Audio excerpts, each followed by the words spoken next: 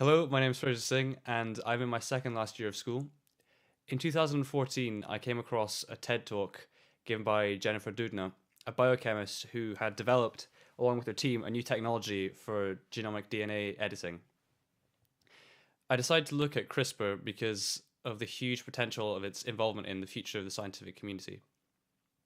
So, to be honest, we kind of have to start at the beginning of DNA and the basics.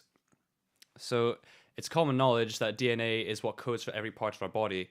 And before we can look at CRISPR Cas9 technology, we have to grasp the principles of DNA's function. Within most of the cells in human bodies, there's a collection of, on average, 46 lengths of genetic material, which are paired up to make the chromosomes that are commonly referred to when discussing genetics.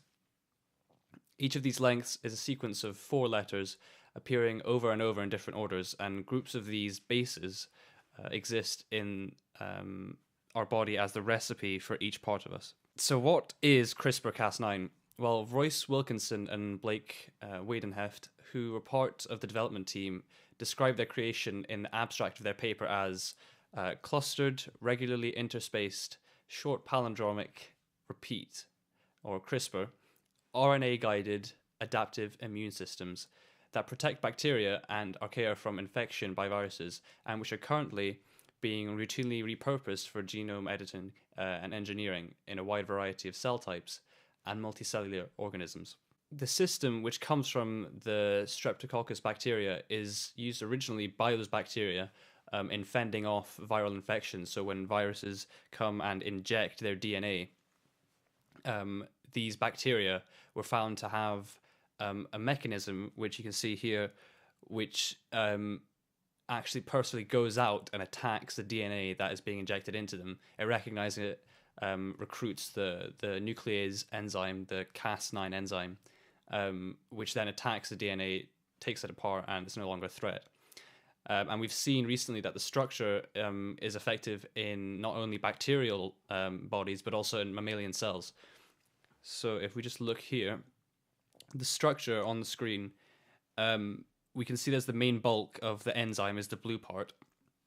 And then if you see the complementary sequence, that is part of the DNA within the bacteria originally that would pair up, would guide the virus DNA, it would guide it into the enzyme to then be operated on. The guide RNA, which we can see on the screen, go into the space in the cell and would locate the infectious DNA.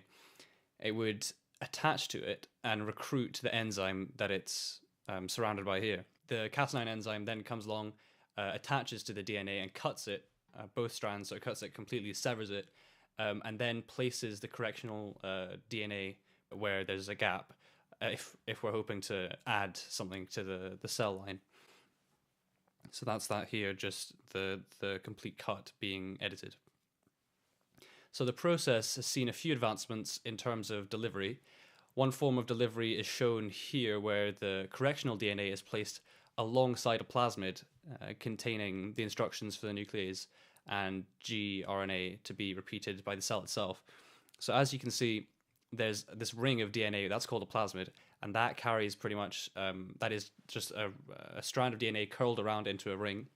And in this form, all that happens is that plasmid will be put in alongside the actual DNA that you can see at the top of the screen, and the correctional DNA will just wait until the cell uses the plasmid as instructions to create what it needs for the technology to go ahead.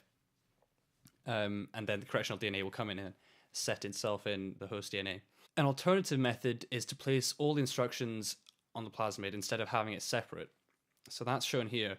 And what we can see is actually at parts of the plasmid, there's this blue color, and that is showing that what's happened is the engineering of the plasmid has allowed it to be pairable with what the cut in the strand of the chromosome. So it will be able to pair up with the flanking parts of the chromosome that's been severed, as we can see in this slide here. Again, the cell would do the work of producing the nuclease and the guide RNA.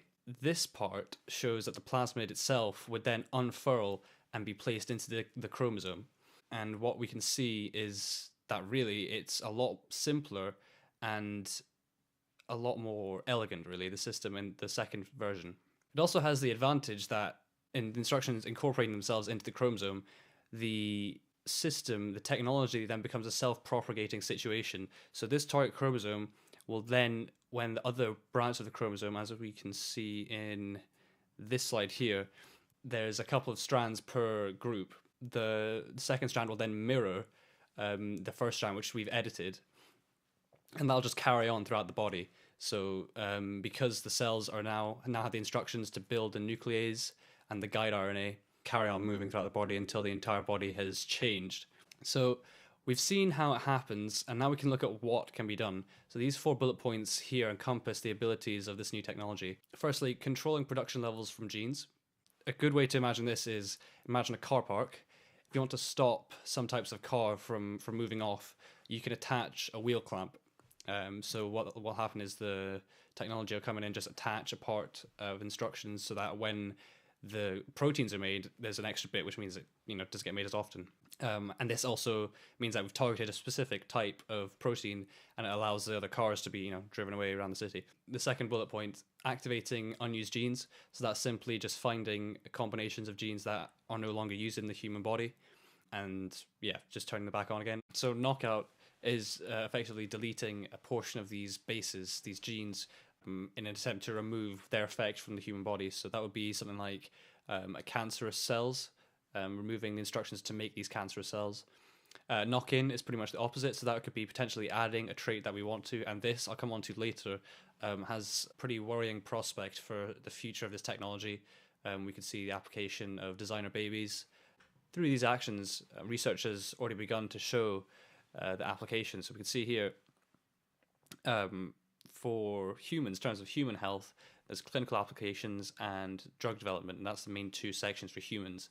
Drug development could be trying to find a way of producing a more effective drug, so maybe a drug that can be absorbed into the body more easily. However, clinical trials and clinical applications are more interesting. So we can see here we've got cancer as one of the options. Now, cancerous cells have certain traits like migration and anchoring. Migration is how fast they move around the body, and anchoring will be obviously if they stay attached. In some cases, it's desirable for the cancer to stay attached, but we can easily make it so cancerous cells, if they do occur, will move to an extremity, maybe a part of the body that's easily operated. Another way that we can use CRISPR Cas9 is the targeting of cardiovascular diseases. So that could be, if it's genetic defect built into your DNA, into your makeup, you can then send in the technology to edit the DNA. Other options are agricultural, so that's delving into GM crops, editing the basic makeup of crops. So that could be high resistant or high yield plants. Obviously, this does come with other problems. There's a big issue at the moment with GM crops and pesticides, the treatments that have to be given to them as well. So what's so special about CRISPR? Well, really, there's a few main key points. Firstly, it's the use of the guide RNA. The guide RNA is able to seek out and find a specific group. And in the lab anyway, it's shown very high efficiency, very high accuracy in targeting the affected cells, the germline that we want to find. A second point is adaptability. So like I said, it's programmable. And that is literally in almost every sense of the word. You can change exactly what it's going to target, which makes CRISPR Cas9 a much more advanced system than anything we've seen before because of how well it can target. And finally, the packaging, like I showed before, the plasmid, the ring of DNA, having such a compacted and sort of neatly bundled technology is kind of unseen. In the past, you've had to had layered and compounded treatments, more than one injection of different technologies. But this new technology packages all of the things that it needs and places it in one plasmid, which can then itself be integrated into the chromosomes and effectively be without any leftovers. Of course, there are complications. Given the young age of the technology, the current rate of misfiring in human editing and editing the wrong region of a human chromosome would be very high at the moment. we've only seen lab results and specific small lengths of DNA compared to what you would have in a fully grown human. However, given a few generations of it, the possibilities would be very impressive. Impressive to the point that science fiction concepts of designer babies, for example, start to come into focus and become less of a hazy vision off in the distance. It seems pretty likely and a pretty slippery slope from here to the point of no return. So it's a comfort to know that Jennifer Doudna and her colleagues have called on a halt to germline editing until a regulatory system can be established. In conclusion, I'd like to thank you for watching, and I hope that you find the basic prospect of this as enticing as I do.